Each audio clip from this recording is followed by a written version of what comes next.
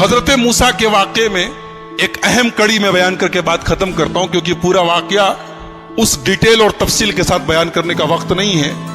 حضرت موسیٰ ایک مرتبہ تقریر کر رہے تھے، دوران تقریر ایک آدمی کھڑا ہوا، کہا کہ اے موسیٰ کیا آپ سے بڑا کوئی عالم ہے؟ موسیٰ علیہ السلام نے کہا نہیں، مجھ سے بڑا کوئی عالم نہیں، اس وقت دنیا میں سب سے بڑا عالم میں ہوں۔ اور حقیقت میں موسیٰ علیہ السلام سب سے بڑے عالم تھے، مگر اللہ تعالیٰ کو موسیٰ کی یہ بات پسند نہیں آئی۔ یہ عالم کی شان نہیں ہے کہ سب سے بڑا اپنے آپ کو سمجھے۔ موسیٰ علیہ السلام کا یہ جملہ اللہ کو پسند نہیں آیا۔ اللہ نے کہا اے موسیٰ، ہمارا ایک بندہ ہے، اس کے پاس تم جاؤ، اس کے پاس وہ علم ہے جو تمہارے پاس نہیں۔ موسیٰ علیہ السلام نے کہا اچھا، اس کے پاس وہ علم ہے جو میرے پاس نہیں ہے، ٹھیک ہے، میں جاتا ہوں اس کے پاس، سیکھتا ہوں اس سے۔ کہاں ملے گا وہ؟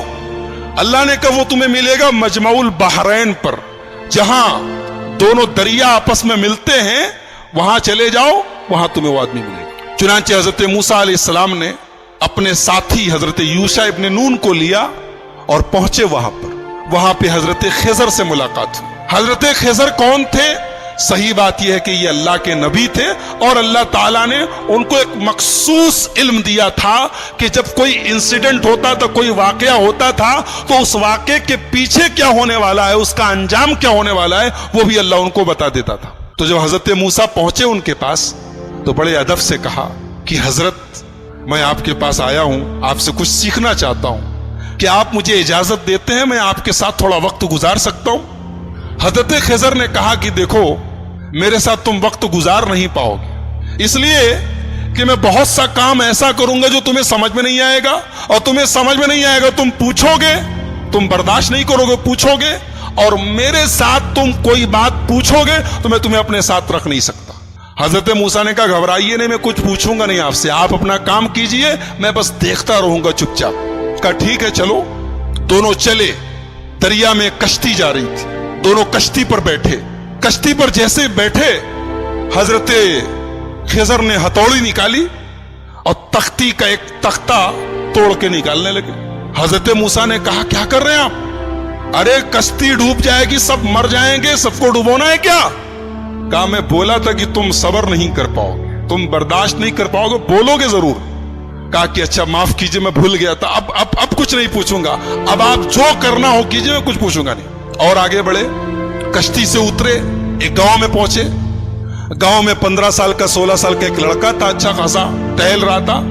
اس کو حضرت خضر نے پکڑا، اس کی گردن گما دی، مر گیا وہ، وہیں پہ مر گیا وہ۔ کہا ارے اقتلت نفسا زکیۃ بغیر نفس، ایک معصوم بچے کو مار ڈالا آپ نے؟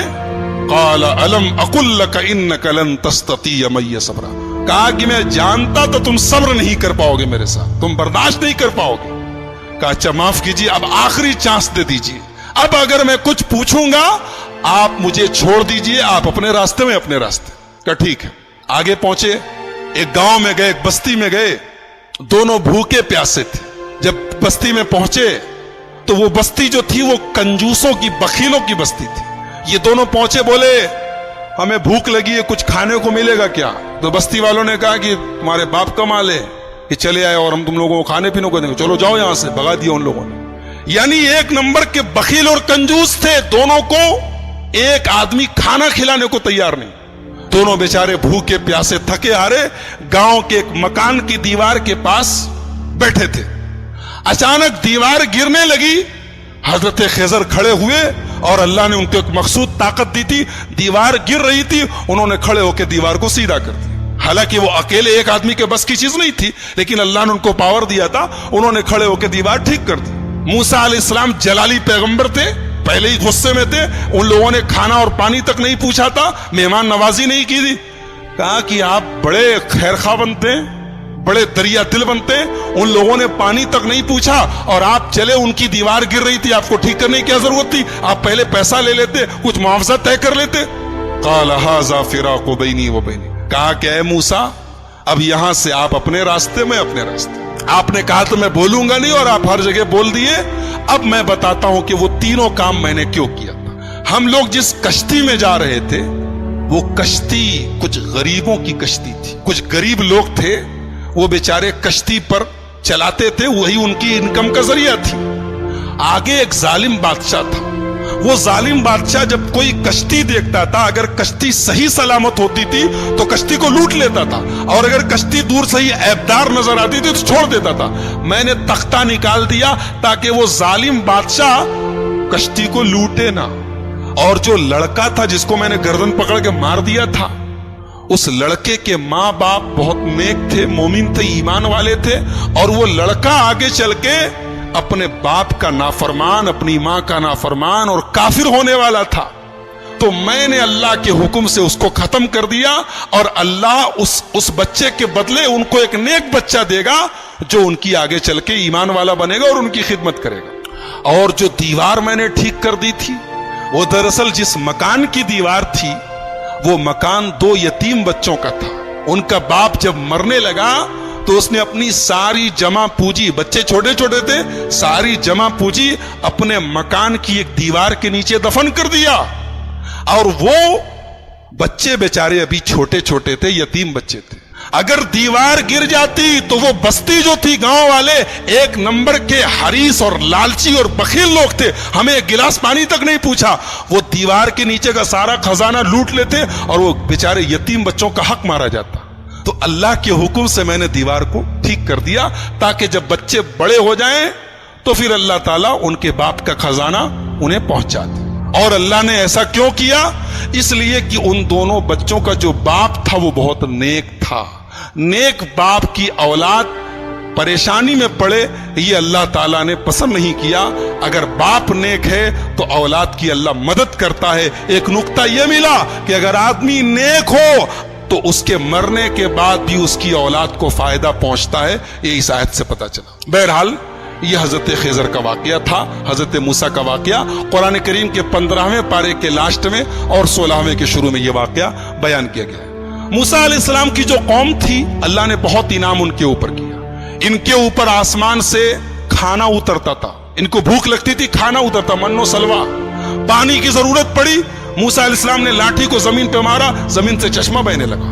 ان کو دھوپ بہت تیز لگی، آسمان میں بادل کا سایہ آ گیا۔ لیکن جتنی اللہ نے ان کو سہولت دی، آرام دیا، اتنی ہی یہ قوم نافرمان ہو گئی۔ جب فلسطین قریب آ گیا تو موسیٰ علیہ السلام نے اپنے ساتھیوں سے کہا، بنی اسرائیل سے، کہ چلو ہم فلسطین میں چلیں، اور وہاں پہ ایک ظالم لوگوں کی حکومت ہے، عمالقہ کی حکومت ہے، ہم ان سے جہاد کریں، ان سے لڑیں۔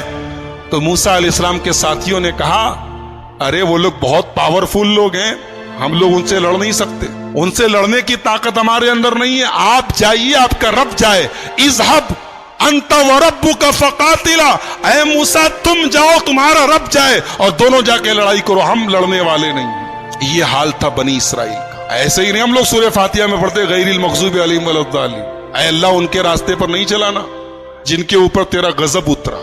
اللہ نے اس کو جتنا نوازا تھا، اس قوم نے اتنی ہی نافرمانی اور اتنی ہی بدکاری کی۔ سوچیے اللہ کی کتنی بڑی گستاخی ہے، رسول کی کتنی بڑی گستاخی۔ کہہ رہے ہیں موسیٰ تم جاؤ، تمہارا رب جائے، تم لڑو، ہم نہیں لڑیں گے۔ اور دوسری طرف ہمارے پیارے نبی جناب محمد الرسول اللہ صلی اللہ علیہ وسلم جب غزوہ بدر کے موقع پر اپنے صحابہ سے مشورہ کرتے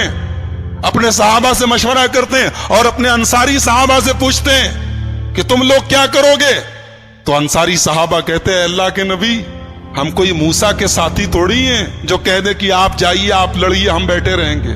اے اللہ کے نبی اگر آپ سمندر میں اترنے کہیں گے، آپ کے صحابہ سمندر میں اترنے کو تیار ہیں۔ اسی لیے ہمارا ایمان ہے کہ دنیا میں جتنے نبی آئے، جتنے رسول آئے، سارے رسولوں میں سب سے بہترین صحابہ، سب سے بہترین ساتھی اگر کسی کو ملے تو ہمارے پیارے نبی محمد الرسول اللہ صلی اللہ علیہ وسلم کو ملے۔ تو ان لوگوں نے کہا کہ موسیٰ آپ جائیے، آپ کا رب لڑے، ہم نہیں لڑیں گے۔ اللہ نے سزا نازل کی کہ اب 40 سال تک تم لوگ فلسطین کو فتح نہیں کر سکتے، اب 40 سال تک اسی صحرا میں تم گھومتے رہو، اسی میں پریشان رہو۔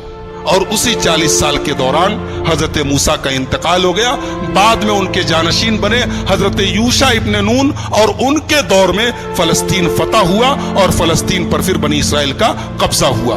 تو یہ چونکہ حضرت موسیٰ کی زندگی کے بعد کا واقعہ ہے اس لیے وہ ہماری گفتگو کا ٹاپک نہیں ہے. حضرت موسیٰ کی زندگی میں ہمارے لیے بہت ساری عبرت اور نصیحت ہے. سب سے بڑا سبق یہ ہے جس کو اللہ رکھے اس کو کون چکھے, جس کو اللہ رکھے اس کو کون چکھے. موسیٰ علیہ السلام پانی میں ان کی ماں ڈال دیتی ہے لیکن اللہ نے کیسے بچایا ہے, اور فرعون جو ان کا دشمن تھا اس کے دربار میں اللہ نے ان کی پرورش کروائی ہے.